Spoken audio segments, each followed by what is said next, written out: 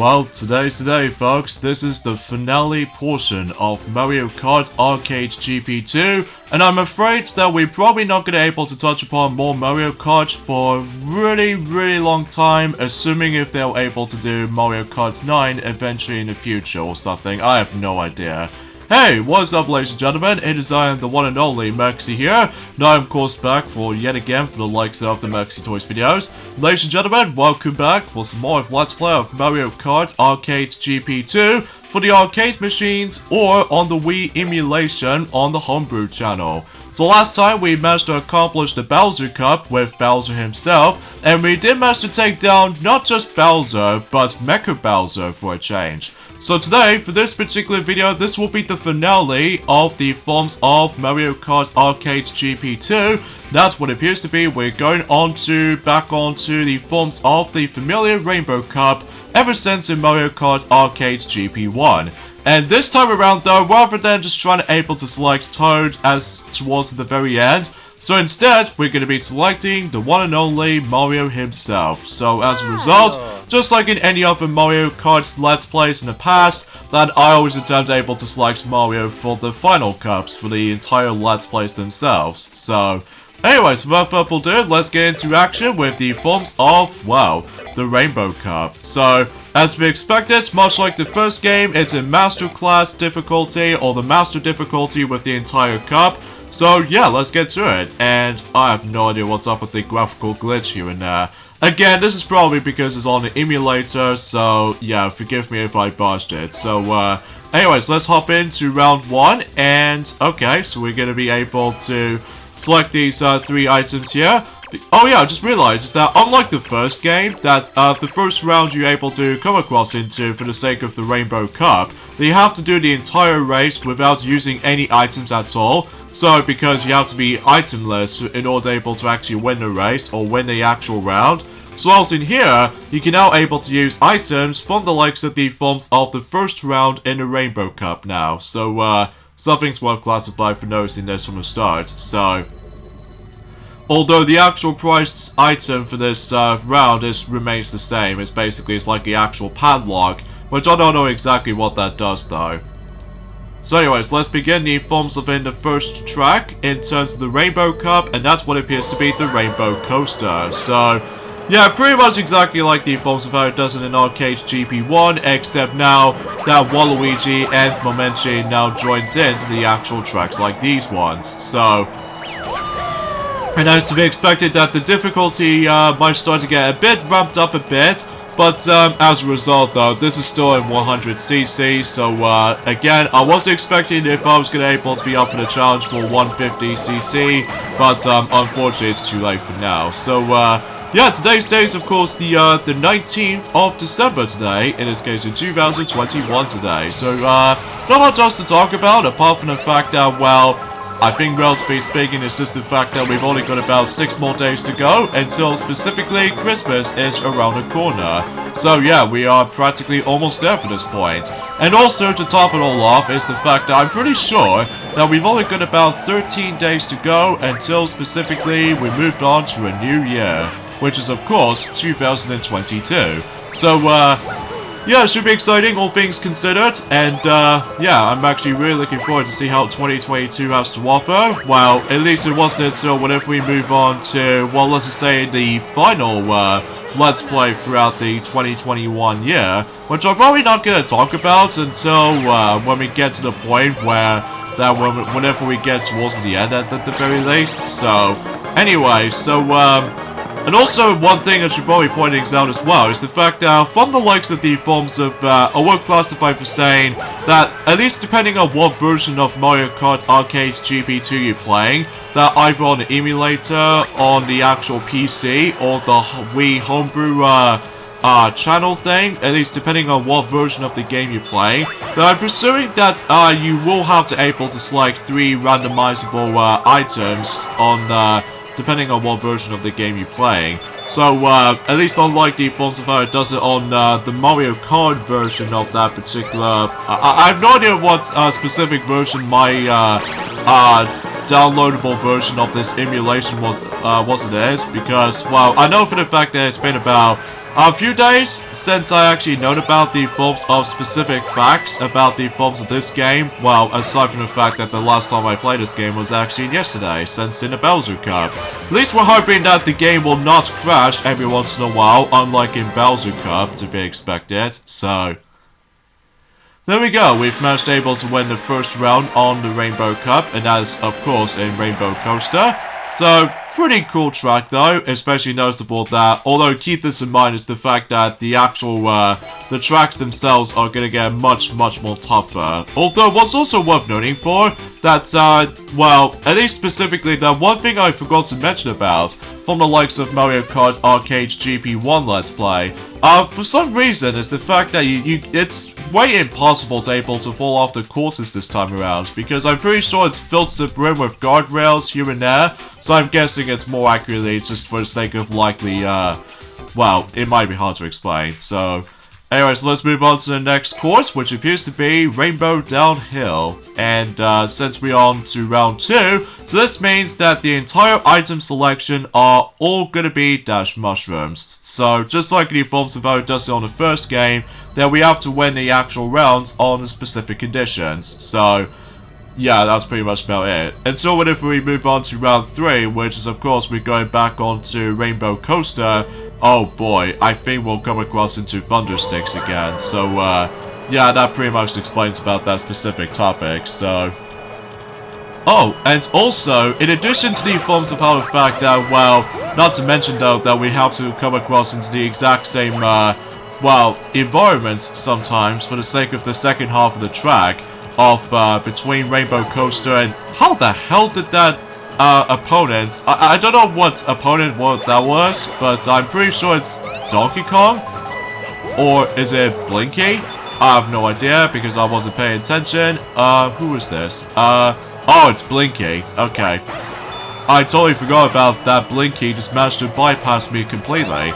So anyway, yeah, I'm presuming that the actual first two track variations of Rainbow Coaster and Rainbow Downhill, it plays out exactly like the forms of Arcade GP1, so you're still able to take place in the actual rainbow environment, in addition to the forms of the Sky Garden vibe to it, for the sake of the second half of the course, respectively. Whilst whenever we get into round 3 and 4, that unlike the forms of how it does it on Arcade GP1, that usually on the second half of the forms of the entire course itself sometimes, that it does manage to take place in a majority of underwater, whilst in the forms of this game this time around, it's going to take place in some different place else, which we'll point it out whenever we get into the forms of round 3, from the likes of Rainbow Coaster, and especially noticeable with Rainbow Downhill from round 4. So, yeah, that should be expected by that point. So yeah, aside from all that stuff, though, is the fact that, well, I suppose that I forgot to mention about, ever since during the course of well, in the previous weekend, and also I don't suppose that Mario hasn't mentioned about this either, that out of nowhere, from the likes of the forms of the Nickelodeon All-Star Brawl game, apparently that the new character they actually added in, which appears to be for free just recently, that's what appears to be about the fact that Garfield, he's actually joining the roster, and I was like, that was pretty unexpected, which I'm not exactly sure if he comes from Nickelodeon or some different company elsewhere, but I do definitely know for the fact that it has been such a long while since I actually known about Garfield the orange lazy cat, well, apart from the fact that he doesn't like Mondays, which is probably true. At least what I've known about the actual articles and stuff like that, but it has been a long time since I actually known about Garfield. I do definitely know about 2 films they made from the likes of the live-action movies, and it's kind of crap. That's as far as I can say about it. But anyway, let's just go ahead and save our new rankings and all that stuff, and we should able to get ourselves our next unlockable. So let's see what unlockable thing we can get. That is the new Kart for Blinky, speaking of which, and that's what appears to be like an aeroplane or something like that. Well, I know for the fact that it has been a long while since I actually known about those kart types for the sake of this game, so yes, let's continue, because we are moving on to round 3, and my Graphical oddity seems to glitch up all of a sudden again. But that's okay, because it still runs pretty well, so... Anyways, let's move on to Rainbow Coaster again, except now that all the items are all majority of Thunder Sticks. Oh boy, for this round in particular, it's gonna get a bit tougher, especially noticeable if you decide to able to go up for the challenge for, well, 150cc class. Well, good luck. So anyways, let's begin. And of course, I think I get the strong sense of feeling that this might actually be one of the longest courses of the game, although I may be wrong. But I'm pretty sure that the reason why we have to go through 2 laps, as opposed to the usual 3, 4, and occasional 8, or occasional 6. So, I'm guessing it's mainly because it's not that short. But here's something different this time, is the fact that instead of taking place in the forms of the underwater section, instead we ended up on the forms of, well, let's just say a nighttime ruins kind of vibe to it, which it does feel pretty nice and cool, especially noticeable that unlike in the forms of Arcade GP1 sometimes, it kind of feels a bit weird at first for able to have Rainbow Road in the actual underwater kind of ocean kind of vibe. But apart from those side of things, though, is the fact that it still looks pretty enough as it is, so... And of course, getting those Mario coins wasn't all that easy to begin with, because most of those Mario coins are specifically going to be, almost to a point where it's going to be, like, almost off-curve or tough curves to able to drift about, but regardless of such, though, that's as far as I can usually try to describe about that specific track alone, so... And also that this particular Rainbow Road kind of courses almost reminds me of the Rainbow Road track from the likes of Mario Kart Double Dash, because you see those items in a rainbow models and stuff like that, all like illustrated and stuff like that, you know, very similar to Mario Kart Double Dash, because this is obviously runs on the exact same, kind of the exact same engine as the forms of it does it on Mario Kart Double Dash, but although I may be wrong, but mainly because it has been a long while, so for mentioning something more related to this, so... I suppose another thing I should probably explain about this as well is the fact that I was expecting to be able to actually notice about the fact that I did say already that unfortunately the Mario Kart Arcade GP DX Let's Play is not going to happen, sadly, due to the fact that it does require an advanced PC, like a high quality PC, as opposed to my laptop, because I don't think my laptop will be able to have ourselves a huge capabilities to able to actually run the game as smoothly as those two on my Wii, because, well, it's almost inspired by the GameCube Mario Kart title, which is of course Mario Kart Double Dash with all that models and all that stuff. But still, I can usually just try to able to stick without it though, so... There we go, we've managed to win Rainbow Coaster 2, so in this case we actually got ourselves the... I would say a good item to have, and that's what appears to be the Reflective Shield, which is basically more likely the advanced version of the shield item. So instead of able to actually just to protect ourselves with just that, so I believe what it does is basically it's just able to protect you from incoming items. Oh, speaking of an item, we have a block item, only for Mario and Luigi though. So yeah, that seems a pretty nice item to have. Although I'm not exactly sure if I was... Actually, no matter what though, I think I might as well decide to equip it until whenever we get into the final track in the game for Mario Kart Arcade GP2, and once again the graphical glitch just magically shows up, but that's okay because we'll just dive straight into Rainbow Downhill. So, and of course this will be the last time we're gonna have to able to actually customize whichever items we'll go for, so we'll go for the Starman, and yeah, let's show off the block. And we'll try to able to pick something that is entirely related to, I don't know, a different color, I suppose. Oh, jeez. There's so much to choose from. No matter what, though, we'll try to pick, nah, why not? Oh, no, wait. Hold on. Sorry about this, guys. It's just the fact that, well, you guys have already seen some of these items already, so, yeah, I'll just go for, Basin, so we'll just stick with that. So anyways, here we go, on to the final round of the entire game, well, generally the final track in the game, which is of course Rainbow Downhill, which is basically the same thing as before, except now it does manage to take place in the night Sky Ruins or something like that. I have no words to explain this. And boom, there we go. We actually got a boost start here, so nicely done, and lovely jabbly and all that stuff.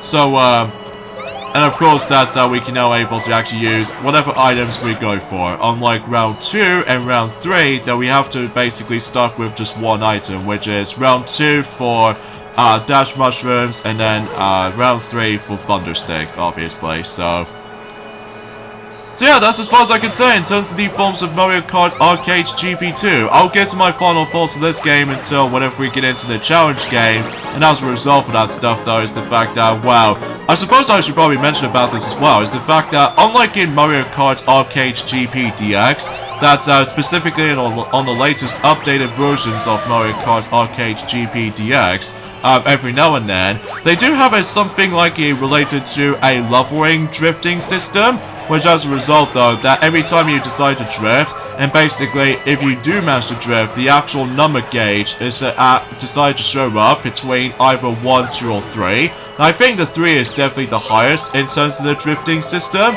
So if you do manage to hit the 3 while the gauge is completely filled up, basically you get yourselves a really good drifting boost. Whilst it doesn't happen on GP1 or GP2, mainly because it functions kind of like the exactly the same drifting mechanic from the likes of the old school Mario Kart games, ranging from, of course, Super Mario Kart, Mario Kart 64 sometimes, and Mario Kart Super Circuit, and of course Double Dash. Whilst new forms of Arcade GP DX, it functions the same way as the same exact drifting mechanic from the likes of DS, Wii, 7, 8, 8 Deluxe, and Mario Kart Tour, despite the fact that, well, usually relatively speaking, it's just the fact that,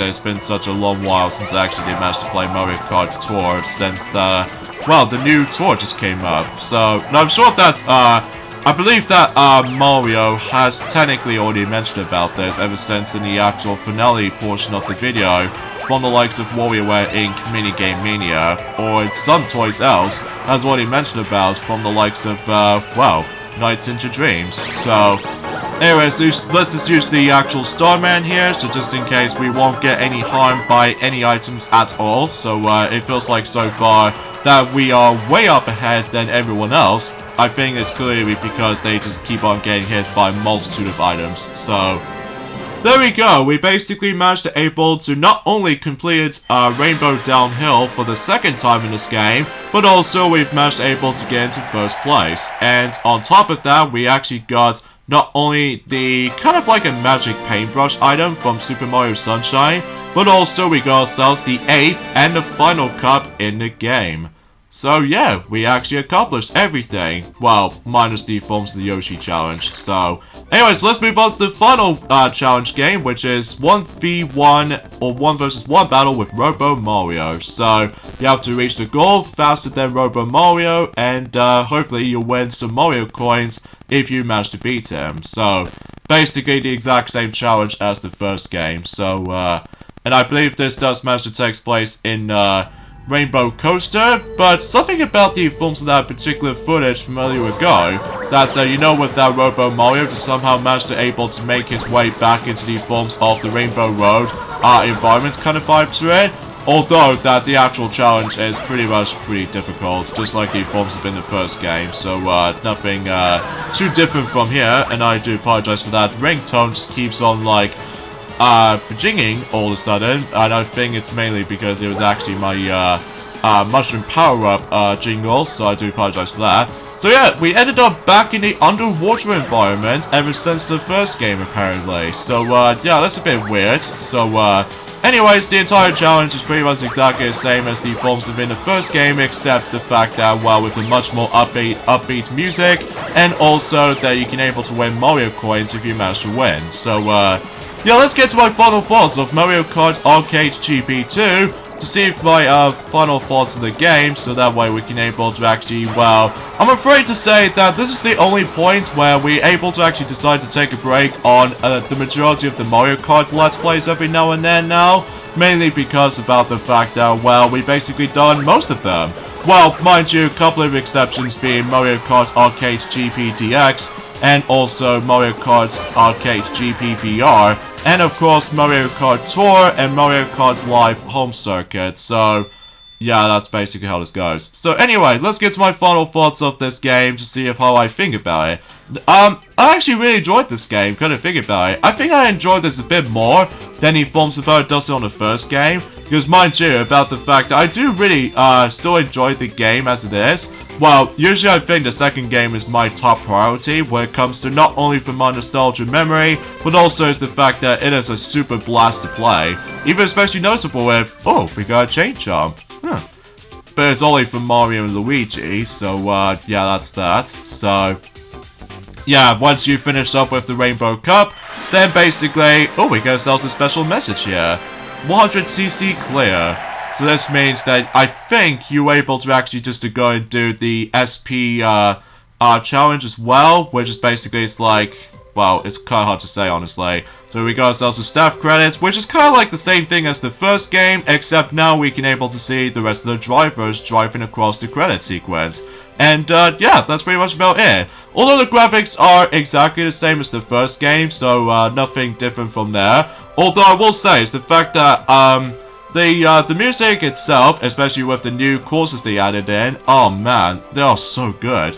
And the gameplay itself is super top notch as well, especially noticeable about the fact that I have a lot of nostalgia memories for this. And the controls wise, does take a while to get used to, especially with the slippery momentum here and there, but that's okay though, because, well, it does manage to take some time to get used to with the game. So, although that's technically the best staff credit sequence here and there, which, unfortunately though, there's not much I can show this off, mainly because I'm pretty sure it actually requires you to complete the game within 150cc class or something, but I digress. So, yeah, you can now play the Special Cup from the likes of, well, the actual Grand Prix mode. So, I would like to do that, but I'm pretty sure he plays out exactly the same as the forms of the regular run. So, yeah, let's just not continue because, well, the Let's Play is done. So, as a result, yeah, thank you guys so much for watching our Let's Play of Mario Kart Arcade GP2. It's a lot of fun, and I'm sure that most people will already enjoy this already. So,